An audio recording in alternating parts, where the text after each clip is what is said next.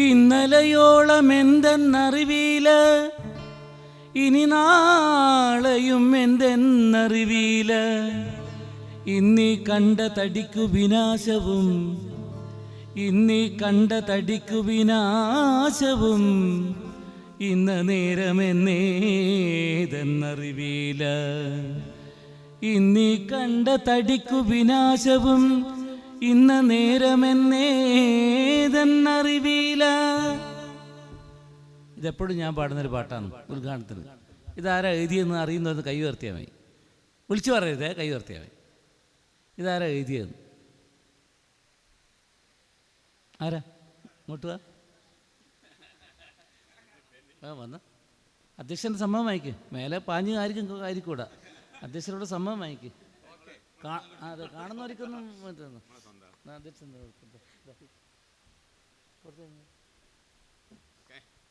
ഇതാണ് പ്രേമാട്ടൻ എന്ന് പറയുന്നത്. സമ്മാനമാണ് നമ്മളെ മുൻ സെക്രട്ടറി കൂടിയ പീതാംബര മാഷിക്ക് കൊടുക്കുന്നത്. എല്ലാവരും ഒന്ന് കൈയടിച്ചു. ഇപ്പോൾ പൂന്താൻ എഴുതിയ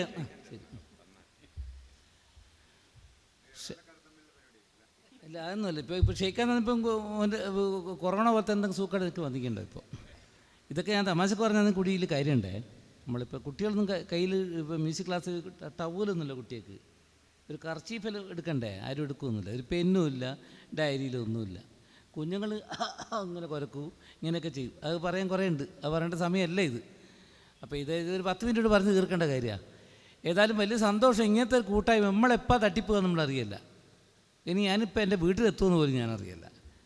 അതിൻ്റെ ഇടയ്ക്കാണ് നമ്മൾ അങ്ങോട്ടും ഇങ്ങോട്ടും തർക്കവും അടിയും പെട്ടിയും ഇതൊക്കെ.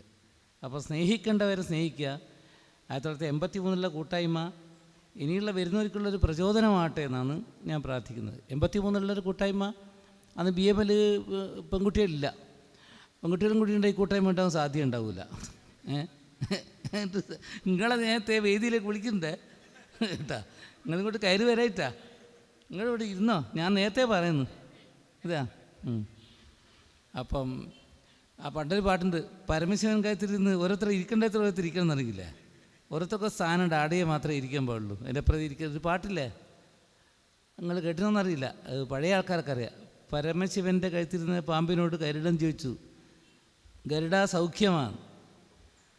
അപ്പം ഗരുഡൻ പാമ്പ് പറഞ്ഞ് എല്ലാവരും ഇരിക്കേണ്ടിടത്ത് ഇരുന്നാൽ എല്ലാവർക്കും സൗഖ്യം തന്നെയാണ്. ഇരിക്കേണ്ട സ്ഥലത്ത് ഇരുന്നാൽ. നിങ്ങൾ കേട്ടിട്ടുണ്ടാരെങ്കിലും? പഴയ കണ്ണദാസൻ്റെ പണ്ടത്തെ പാട്ടാ. ഇങ്ങനത്തെ നമ്മൾ കുട്ടികളെല്ലാം പറഞ്ഞ് മനസ്സിലാക്കണം. ഓരോരുത്തർ ഇരിക്കേണ്ട സ്ഥലത്ത് ഓരോരുത്തർ ഇരിക്കുക, അവിടെ സമാധാനവും സന്തോഷവും ഉണ്ടാവും. പിന്നെ വേറെ കാര്യം എന്ന് പറഞ്ഞാൽ നമ്മളൊക്കെ എപ്പോഴും ഇപ്പോൾ എന്നാ എന്നാ ജനിച്ചത് നമ്മളറിയില്ല. ഇനി എന്നാ മരിക്കുന്നതെന്ന് നമ്മളറിയില്ല.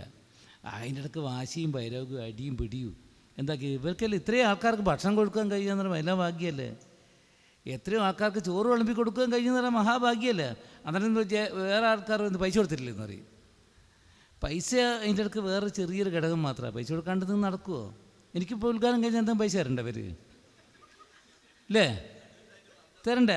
എന്തെങ്കിലും ഒരു ഉദ്ഘാടനം എനിക്ക് നാളെ ഒരു ഉദ്ഘാടനത്തിൽ എനിക്ക് പെണ്ണെല്ലാം കൊടുക്കണ്ടേ? എനിക്ക് വെറുതെ എൻ്റെ ചുമരിൽ വെക്കാനുള്ളത് ആനന്ദൻ്റെ എനിക്ക് കാര്യമുണ്ടോ? ഈ ഷാള് 100 രൂപ ഷാളിട്ടിട്ട് കാര്യമുണ്ടോ?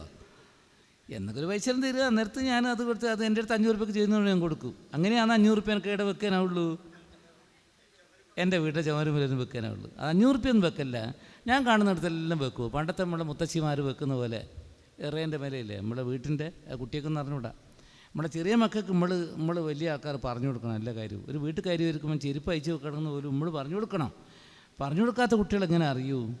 നമ്മൾ അച്ഛനും അമ്മയും എല്ലാവരും പറഞ്ഞു കൊടുക്കണം. ഉണ്ട് വെക്കലുണ്ട്. അവിടെയൊക്കെ വെക്കും, പൈസ വെക്കും. അതുപോലെ ഞാനും അവിടെ ഇവിടെ ചെടിച്ചട്ടീൻ്റെ അടിയിലും ഓരോൻ്റെ അടിയിൽ 100, 200 ഇവന് 500 ആകുമ്പോൾ വെറുതെ പറഞ്ഞാന്നേ. 500 കാണലേ തന്നില്ല. 500 പെൻഷൻ കിട്ടിയാലേ മാത്രമേ 500 കാണലുള്ളൂ. പെൻഷൻ കിട്ടുമ്പോൾ മാത്രമേ 500 കാണൂ. അപ്പോൾ അതിൻ്റെ ഇടയ്ക്ക് 100 രൂപ 200 രൂപ ആരെങ്കിലും പൊന്തിച്ചിട്ട് എടുത്ത് കൊണ്ടുപോട്ടെന്ന് വെച്ചത്. അവിടെ നിന്ന് പൊന്തിച്ചാൽ കലണ്ടറിന് വലിയ ഫോട്ടോസ് ഉണ്ട്. ആ ഫോട്ടോൻ്റെ അടിയിൽ വെച്ചേക്കും ഞാൻ. ആ ഫോട്ടോ ഇങ്ങനെ പൊന്തിച്ച് വെക്കിയാൽ 100, 200 ഇങ്ങനെ താഴെ. തമാശ പറഞ്ഞല്ല. ഇപ്പം പണത്തിനോട് ബഹുമാനമില്ലാതെ ചെയ്യുന്നതല്ല അത്. പണം പെട്ടി കൊണ്ടാച്ചിരിക്കുന്ന ആൾ എത്രയോ സുഹൃത്തുക്കൾ, 5-10 സുഹൃത്തുക്കൾ എനിക്കുണ്ട്, കോടീശ്വരന്മാർ. എൻ്റെയോ നിങ്ങളെയൊന്നും ഒരു സന്തോഷം അനുഭവിക്കാണ്ട് ജീവിക്കുന്ന സുഹൃത്തുക്കൾ എനിക്കറിയാം. ലക്ഷവും കണക്കിൽ ബാങ്കിലുണ്ട്. പൈസ ഉണ്ടോ വെച്ചാൽ ഉണ്ടാവില്ല. ഒരു മര്യാദയ്ക്ക് ഒരു സന്തോഷമുള്ള ചായയോ എന്തെങ്കിലും കഴിക്കുന്ന ആൾക്കാർ പോലും. അതുകൊണ്ട് നമ്മൾ ഓർമ്മിക്കേണ്ട കാര്യം, ഇന്ന് എന്തെങ്കിലും ഉണ്ടെങ്കിൽ ചെയ്യുക, വേറൊരാൾക്ക് നന്മ എന്തെങ്കിലും ചെയ്തു കൊടുക്കുക. എന്നാ നമ്മളെ നാവ് പൊന്താത്തത്, എന്നാ കൈ പൊന്താത്തത്, എന്നാ കാല് മുന്നോട്ട് നീങ്ങാത്തത്, ഇതൊക്കെ അനുഭവിച്ചെടുത്തനാണ് ഞാൻ. ബുദ്ധന് ബോധിവൃക്ഷ ചുവട്ടിൽ വെച്ച് ബോധോദയം ഉണ്ടായി എന്ന് നമ്മൾ പഠിച്ചാണ്. ബുദ്ധന് ബോധിവൃക്ഷം. ആ ബോധിവൃക്ഷം ഏതാ നമുക്കിപ്പോൾ അറിഞ്ഞുകൂടാ. അത് മാവാണോ ആൽമരമാണോ എന്താന്ന് ഇപ്പോൾ തർക്കമാണ്. ഏത് മരമാണ്, ഓക്ക് മരമാണോ എന്താന്ന് നമുക്കറിയില്ല. ബുദ്ധന് എനിക്കൊരു ബസ്സിൻ്റെ അടിയിൽ നിന്നാണ് ബോധോദയം ഉണ്ടായത്. 1995 ഡിസംബർ 6 വടകര പുതിയ സ്റ്റാൻഡിൽ കോഴിക്കോട് ബസ് നിൽക്കുന്ന സ്ഥലമില്ലേ, ഇപ്പോൾ ബാബു കോഫി ബാബുവിൻ്റെ ഒക്കെ പീടിയ നിൽക്കുന്ന KSRTC, ആ ബസ്സിൻ്റെ അടിയിൽ ഞാനായിപ്പോയി. ഞാൻ നടന്നു പോന്നാ. അപ്പം വരാൻ പാടില്ലാത്ത ഭാഗത്തുനിന്ന് ഒരു ബസ് അങ്ങോട്ട് ബേക്കടിച്ച് പിന്നോട്ടടിച്ച് വന്നു. വരാൻ പാടില്ലാത്ത ഭാഗത്ത് നമ്മൾ നടന്നു പോകുമ്പോൾ ബേക്കോട്ട് നമ്മൾ നോക്കാറില്ലല്ലോ, നമ്മളെ മുന്നിലുള്ളല്ലേ നമ്മൾ നോക്കുള്ളൂ. ബേക്കിന്ന് വന്നൊരാൾ കുത്തി നമ്മൾ എന്ത് ചെയ്യാനാണ്? നമ്മുടെ ബാഹുബലിയിൽ കുത്തുപോലെ കുത്തു കിട്ടിയാൽ നിവൃത്തിയില്ലല്ലോ. ബേക്കിന്ന് പിന്നിന്ന് വന്ന് കുത്തു കിട്ടിയാൽ നിവൃത്തിയില്ലല്ലോ. നമ്മൾ മുന്നോട്ടല്ലേ നമ്മൾ നോക്കുള്ളൂ. ഇടക്കൊന്നും ബേക്കോട്ട് നോക്കണം. അതാണ് ചില തെറേൻ്റെ എല്ലാം ഇതില്ലേ, ഉത്സവങ്ങൾ തെറയില്ലേ, കുട്ടിച്ചാത്തൻ ഇങ്ങനെ അമ്പലം ചുറ്റുമുണ്ട്. നമ്മൾക്ക് ഇതെന്താ പോകാത്തതെന്ന്. ഇതിലെല്ലാം കുറേ അർത്ഥങ്ങളുണ്ട്. കുട്ടിച്ചാത്തൻ ഇങ്ങനെ ഇങ്ങനെ ചുറ്റി ഇങ്ങനെ പോകും. 2 മണിക്കൂർ, നമുക്ക് 1 മിനിറ്റ് കൊണ്ട് ചുറ്റുന്നത് അയാൾ 10 മണിക്കൂർ എടുത്തിട്ടാണ് ചുറ്റുന്നത്. പക്ഷെ അതിൻ്റെ അകത്തെല്ലാം കുറേ അർത്ഥങ്ങളുണ്ട്. മുന്നോട്ട് നോക്കും, കുറച്ച് പിന്നോട്ട് വരും, ബേക്കോട്ട് നോക്കൂ, ഇങ്ങനെയൊക്കെ കുട്ടിച്ചാരൊക്കെ ചുറ്റുന്നത്. അപ്പോൾ ഇങ്ങനെയുള്ള കുറേ കഥകൾ ഓരോരുത്തർ വിവരമുള്ള ആളുകൾ ചോദിച്ചിട്ട് മനസ്സിലാക്കുന്നതാണേ സാർ. അപ്പം ഞാൻ പറയുന്നതെല്ലാം റെഡിയാണല്ലോ. നിങ്ങൾക്ക് എന്തെങ്കിലും അഭിപ്രായ വ്യത്യാസമുണ്ട് ഇപ്പം തന്നെ പറയാം. നിങ്ങളെല്ലാം ഇവിടെ സംസാരിക്കണം. ഇവിടെ വന്നിട്ട് നിങ്ങൾ ഇവിടുത്തെ ഇപ്പോൾ ഉച്ചഭക്ഷണം കഴിച്ച് പോക്കല്ല. നിങ്ങളെല്ലാം നിങ്ങൾക്ക് പറയാനുള്ളത് പറയണം, അതും കൂടി പറയാം. അപ്പോൾ ഞാൻ അതിൽ നടന്നു പോകുമ്പോൾ പെട്ടെന്ന് ഒരു ബസ് വരാൻ പാടില്ലാത്ത വഴിക്ക് വന്നു. ഞാൻ തട്ടി അതിൽ വീണു. ബസ്സിൻ്റെ ടയറിൻ്റെ അടിയിലായിപ്പോയി. 1 മിനിറ്റായിട്ടും ബസ് അങ്ങോട്ട് വരിക, ആളുകൾ നിലവിളിക്കുക. എനിക്ക് ചിരിയാണ് വരുന്നത്, എന്താണെന്നറിയില്ല, എന്തുകൊണ്ടാണെന്ന് എനിക്കറിയില്ല. പക്ഷേ എനിക്കൊരു കാര്യം ഓർമ്മയുണ്ട്. നേരത്ത് എൻ്റെ ഭാര്യ, എൻ്റെ മോള്, എൻ്റെ അമ്മ, എൻ്റെ അച്ഛൻ, എൻ്റെ കുടുംബക്കാർ, കുറേ ആളെ ചിത്രം എൻ്റെ മനസ്സിലാ സമയത്ത് വന്നിരുന്നു. അതൊരു ഓർമ്മയാണ്. നമ്മൾ മരിക്കുക എന്നുള്ള തോന്നൽ കൊണ്ട് നമുക്ക് വരുന്നൊരു ഇതായിട്ട് വരുന്നത്.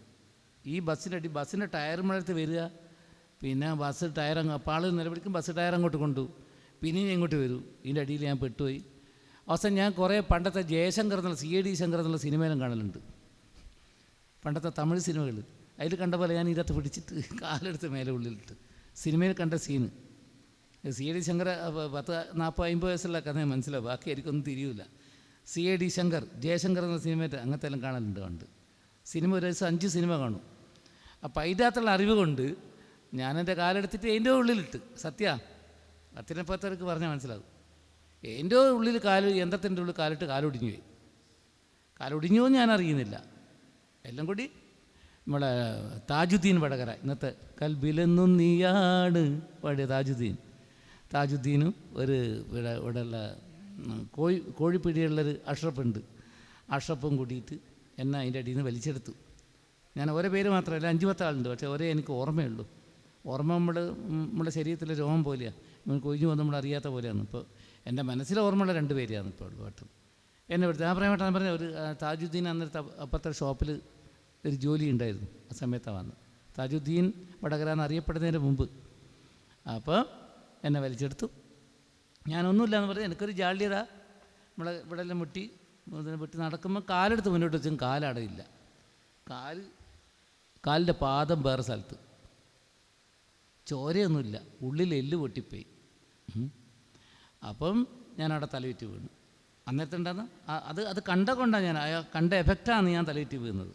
ആ കാലടയില്ല എന്താ വെച്ച് പിന്നെ ആരോ ഒരാൾ കൊണ്ട് ഓപ്പറേറ്റ് ചെയ്ത് അതിൻ്റെ കഥകൾ വേറെ ഉണ്ട്. അക്കഥ പറഞ്ഞപ്പോൾ എൻ്റെ കഥയായിട്ട് രസകരമായതുകൊണ്ട് എന്നെ ഫോൺ ചെയ്താലോ എന്നോട് നേരിട്ട് ചോദിച്ചാലും കുറേ കഥ പറഞ്ഞു തരാം. അങ്ങനെ താല്പര്യമുള്ളവർക്ക് ആ കഥ പറയേണ്ട സമയമല്ല ഇതിപ്പോൾ. ഏതായാലും ഇതുപോലെ നമ്മളെല്ലാം അടുത്ത നിമിഷം ഇവിടെ നിന്ന് ഇവിടുത്തെ ഭക്ഷണം കഴിച്ച് എപ്പോഴാണ് വീട്ടിലെത്തുക ഒന്നും നമുക്കറിയില്ല.